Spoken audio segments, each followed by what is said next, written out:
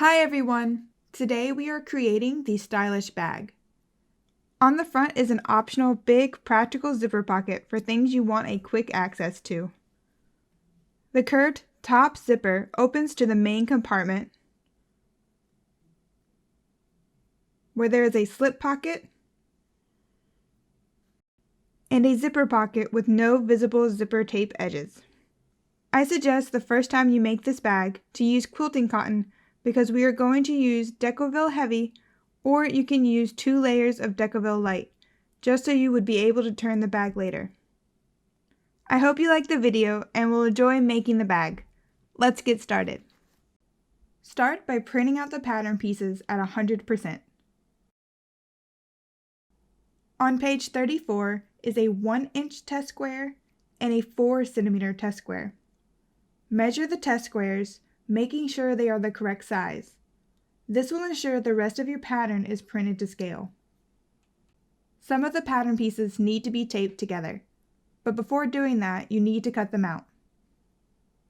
After cutting off one edge, I place the pattern piece on top of the other. Line up the solid lines at the top, bottom, and middle, then tape it together.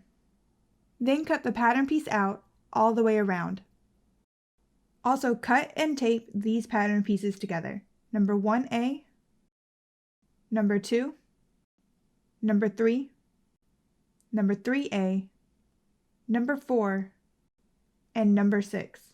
For pattern piece number 4A, which is the bottom stabilizer and Peltex, you need to add some markings onto the Peltex soft, smooth side. I use my seam ripper to make some small slits at the broken line, and also for the purse feet location. Place the pattern piece on top of the Peltex soft, smooth side, then using a pencil, make marks at your cut slits.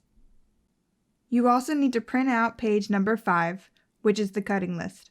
At the top of the page, it has all the abbreviations that are used, and on this page, you can see what it is you're going to cut out, which pattern pieces, the measurements, and in what fabric it is going to be cut out in.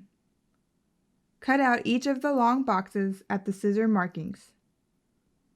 Now you can use the boxes as cutting labels, so you can attach them to the fabrics as you cut it.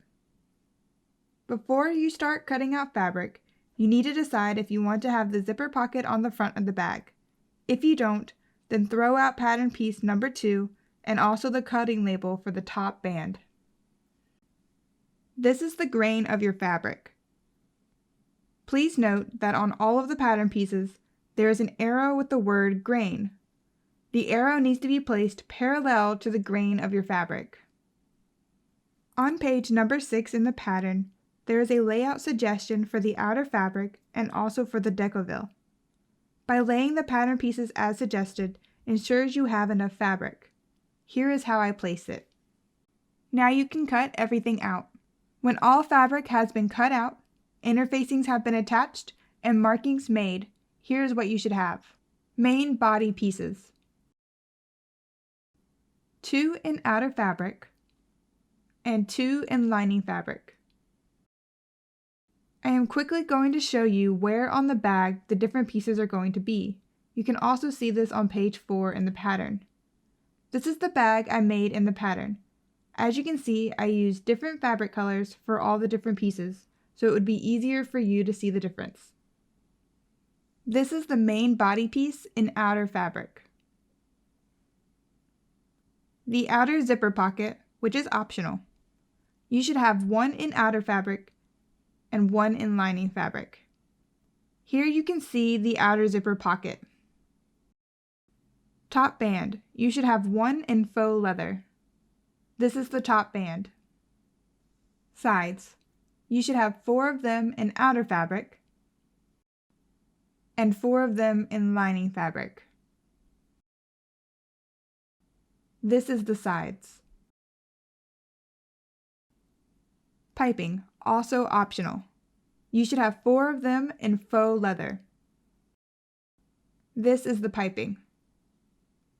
Handle connectors. You should have 4 of them in faux leather. This is the handle connectors. Handles. You should have 2 of them in faux leather. This is the handles. Zipper tabs. 2 of them in outer fabric. This is the tabs. Bottom. You should have 1 in faux leather and 1 in lining fabric. This is the bottom. Bottom stabilizer. You should have 1 in Peltex with markings. Slip pocket. 2 in outer fabric.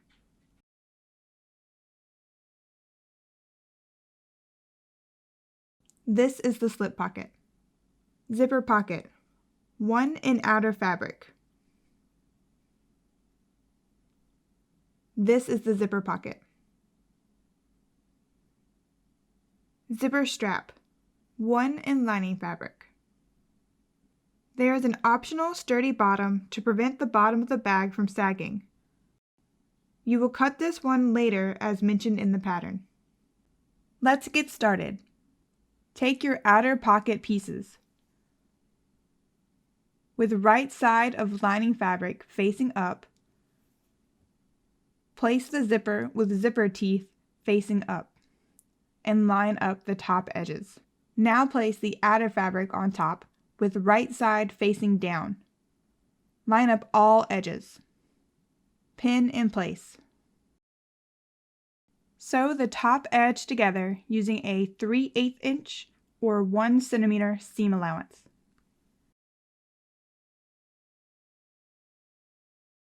Turn the pocket so wrong sides are together. Then press the top edge.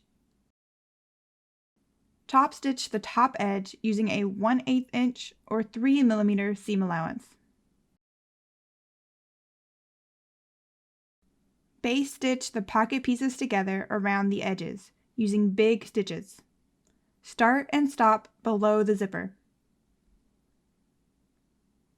Then place the pocket with zipper teeth facing up onto the right side of one of the main body pieces in outer fabric. Line up all the edges and pin in place. Base stitch around the side starting below the zipper, then at the bottom, and then up the other side, and stopping below the zipper, using a 1/8 inch or 3 millimeter seam allowance and big stitches, also based at the top edge. Now take your top band and draw a horizontal line through the center on the back. Place a strip of double-sided tape on the line just drawn.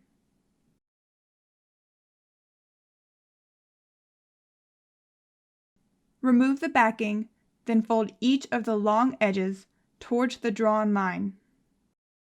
Place another strip of double-sided tape where the folded edges meet in the center.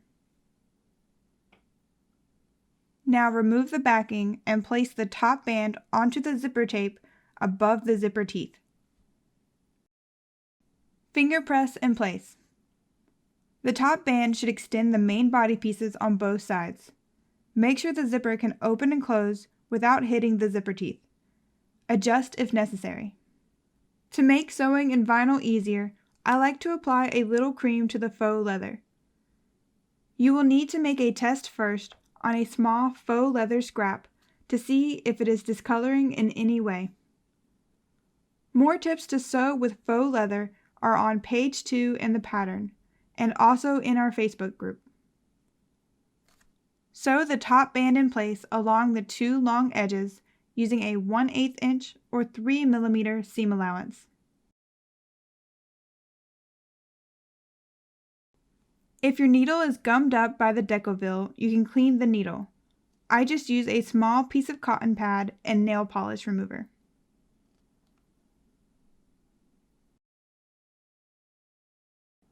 Now you can add some bling if you want.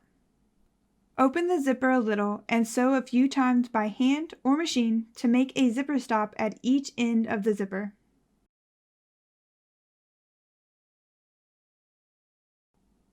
Turn so wrong side is facing up and cut off the excess zipper and top band. Take your piping in faux leather and a cotton cord that has been cut to length according to the pattern. Center one of the cotton cords onto the wrong side of the faux leather. Please note that the faux leather will extend the cord at each end. Fold the faux leather in half lengthwise and pin the raw edges together using clover wonder clips or similar.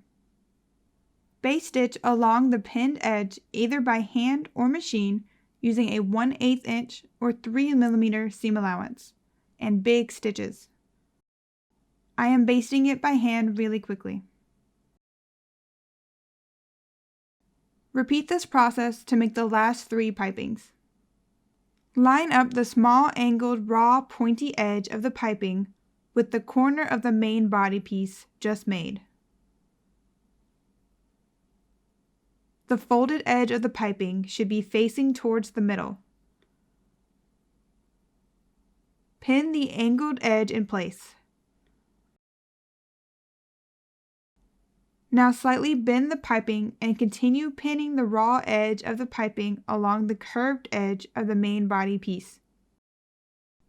Base stitch the piping in place along the raw edge either by hand or machine using a 1/8 inch or 3 mm seam allowance and big stitches. I am basting it by hand really quickly. Repeat this to attach the last pipings to the main body pieces. To make the handle connection stronger, you will add grosgrain inside the handle connectors. Take the handle connectors with wrong side facing up and a center line drawn. Now place the grosgrain onto the drawn center line and hold in place using painter's tape. Redraw the center line. Fold each long edges towards the center line and pin in place using clips. Place a small strip of painter's tape along the long edge to keep them together. Remove clips. You can lay them under a flat roller to keep them in shape until you're going to use them. Repeat this to make the last 3 handle connectors. Draw a 5/8 inch or 1.5 centimeters tall box with an X in it onto the wrong side of a handle connector. Place the short edge where you just drew the box onto the right side of the main body piece above your marking with the drawn box facing up. Hold the connector in place while sewing on your drawn box with the X, then remove and erase your markings.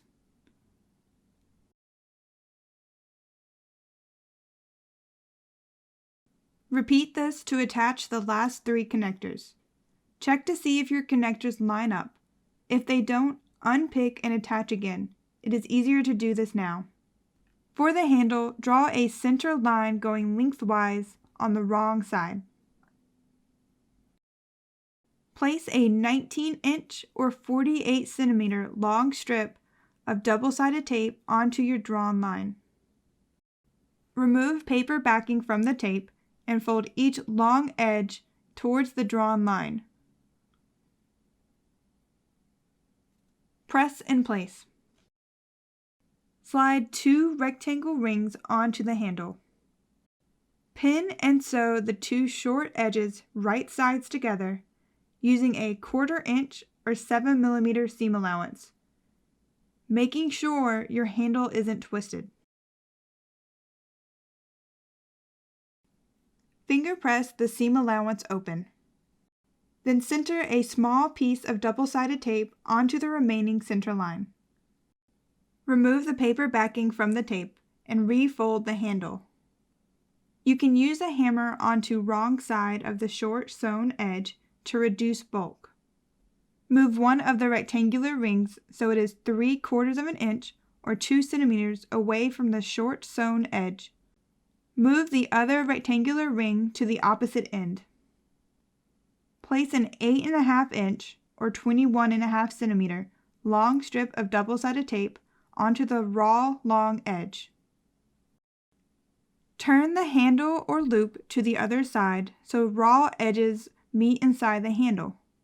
Make sure you have 3/4 inch or 2 centimeters from the short sewn edge to the regular ring.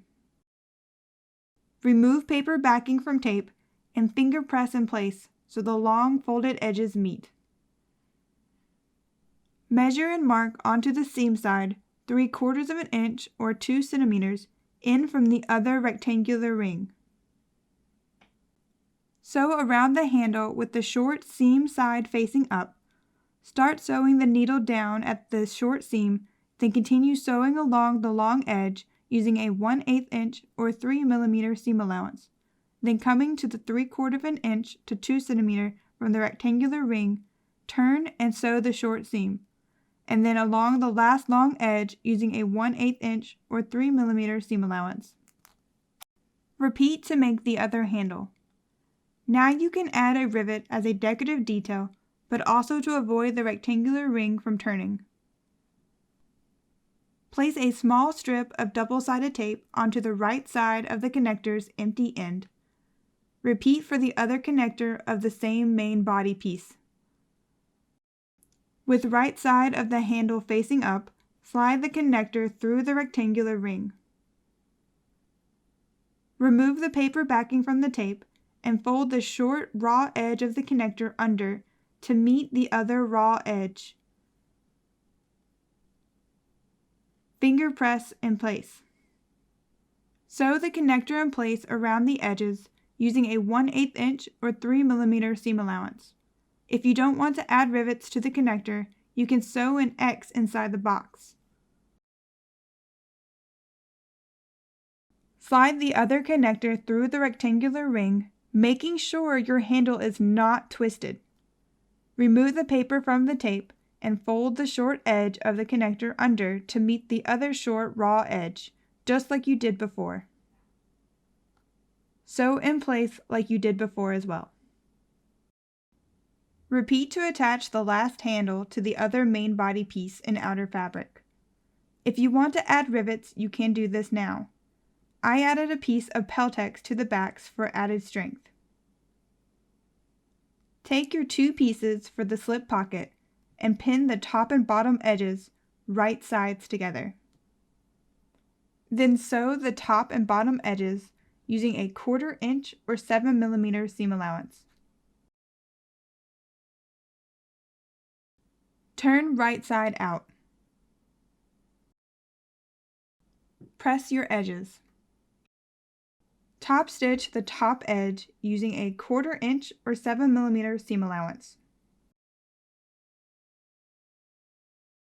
Place the slip pocket centered and 1 3/4 of an inch or 4.5 centimeters up from the bottom edge of one of the main body pieces in lining fabric, right side up.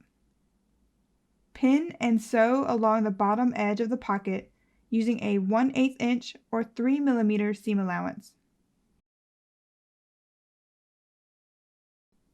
Turn it so the wrong side is facing up. Then base stitch the pocket's short edges in place, either by hand or machine by following the main body piece's edges, using a 1/8 inch or 3 millimeter seam allowance. Then cut off the excess slip pocket at both sides. Take the zipper strap and transfer markings from the pattern pieces or draw using the explanation on page 15 in the pattern. Center and pin the top edge of the zipper strap 11 5/8 of an inch or 29.5 centimeters up from the bottom edge of the last main body piece in lining fabric, right sides together. Sew the zipper strap in place by sewing around the rectangle drawn earlier. Cut the centered line and the 2 small triangles. You will be cutting through the zipper strap and the main body lining fabric. Pull the zipper strap through to the other side, then press. Place the zipper with zipper teeth facing up onto the right side of your zipper pocket. Then base stitch the zipper in place either by hand or machine near the bottom edge. Now lay the main body piece on top with the right side facing up. Line up the short edges of the zipper strap with the short edges of the zipper pocket. Then pin in place. If you're using zipper by the yard like me, your zipper pull should be in the middle. Sew only the bottom edge of the window using a 1/8 inch or 3 mm seam allowance. Remove pins and basting stitches made earlier. Move your zipper pull to the short left side of the window. Make a few stitches at either side of the zipper to make new zipper stops. Turn it to the other side so the wrong side is facing up. Pull the pocket down so the right side of the pocket is facing up.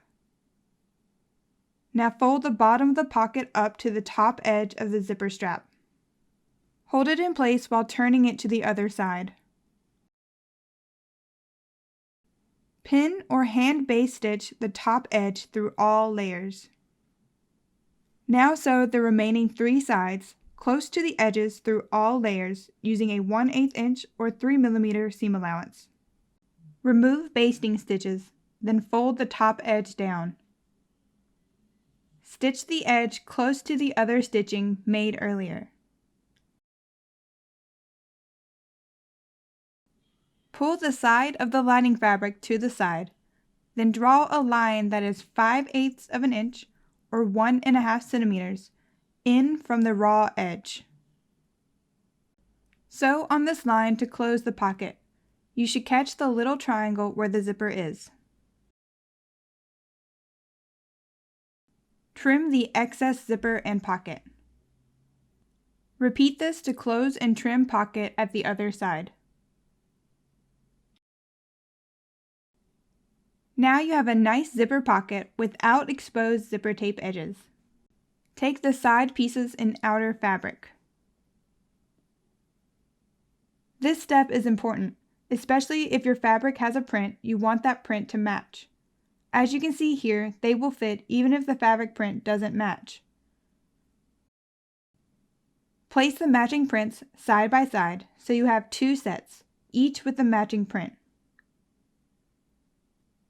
Now you will pin the pieces to the correct sides of the main body piece and outer fabric so that you are sure where they go. Take one of the side pieces and line up the curved edge of the side piece with the curved edge of the main body piece. Put a couple of pins in just to hold it together. Now take another side piece, but this time from the other set, and line up the curved edge of the side piece with the curved edge of the same main body piece. Put a couple of pins in to hold it together. Now take the last main body piece in outer fabric and place wrong side facing up and under the other main body piece.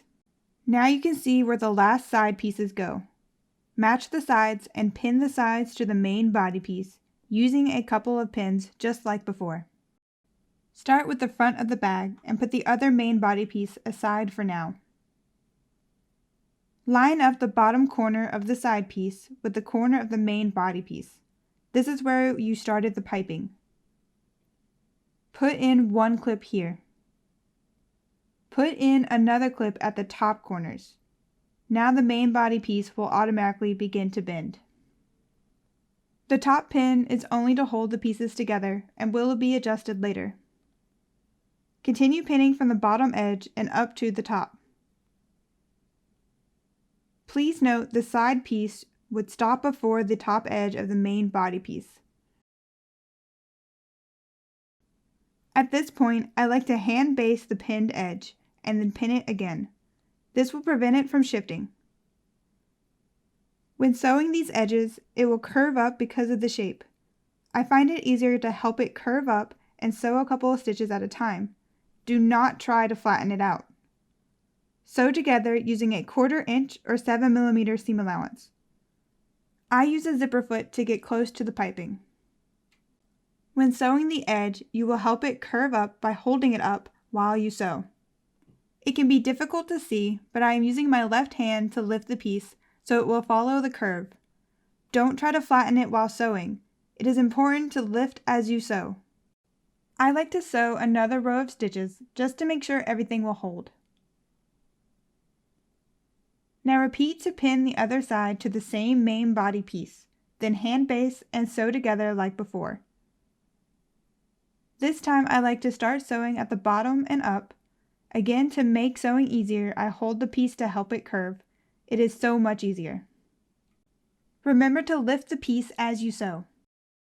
Repeat this process for the other side pieces to attach them to the last main body piece in outer fabric. Repeat this process again to attach the side pieces in lining fabric to the main body pieces in lining fabric.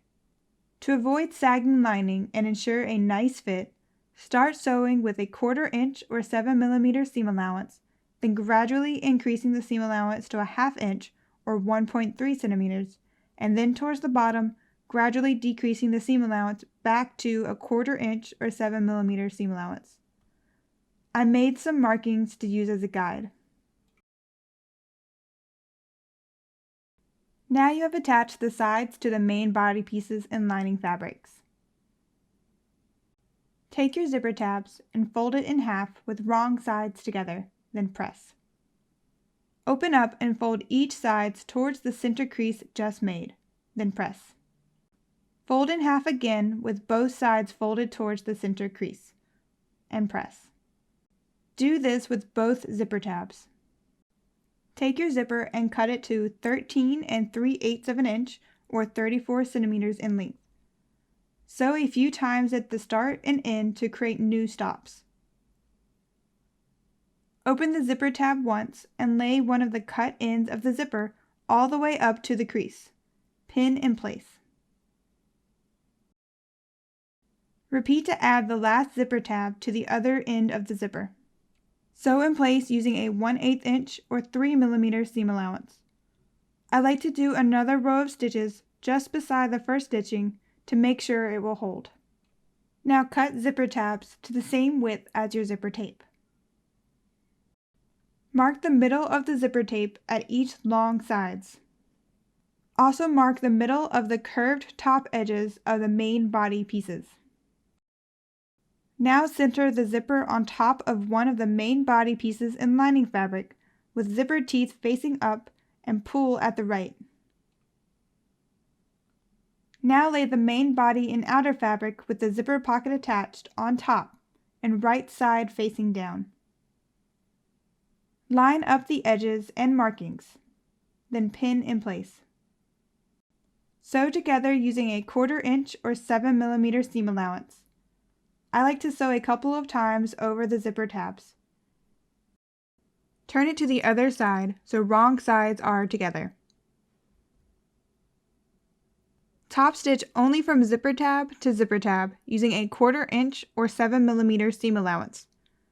We do this to avoid dented corners. Remember to change thread color so it matches fabric on both sides. Take the last lining fabric with right side facing up. Now center the piece just made on top with zipper teeth facing up. Then lay the last outer fabric piece on top with the right side facing down. Line up the top edges, then pin in place. Sew the top edges together using a 1/4 inch or 7 mm seam allowance, again sewing a few times over the zipper tabs. Place fabrics so you have one outer fabric and one lining fabric, wrong sides together on each side of the zipper. Top stitch the top edge like you did before, again only from zipper tab to zipper tab. Take your bottom stabilizer and Peltex. You should already have traced the markings from pattern piece number 4A to the smooth side of the Peltex. If not, do this now. Place a strip of double-sided tape onto Peltex's wrong side, the bumpy side, along each of the long edges. Now take your bottom piece in faux leather.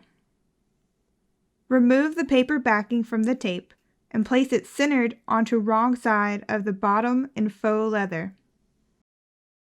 Sew the Peltex in place around Peltex's edges using a 1/8 inch or 3 mm seam allowance. And while you are at the sewing machine, also sew onto your drawn lines the curved lines. Here the tip on page 2 in the pattern with the backing paper comes in handy.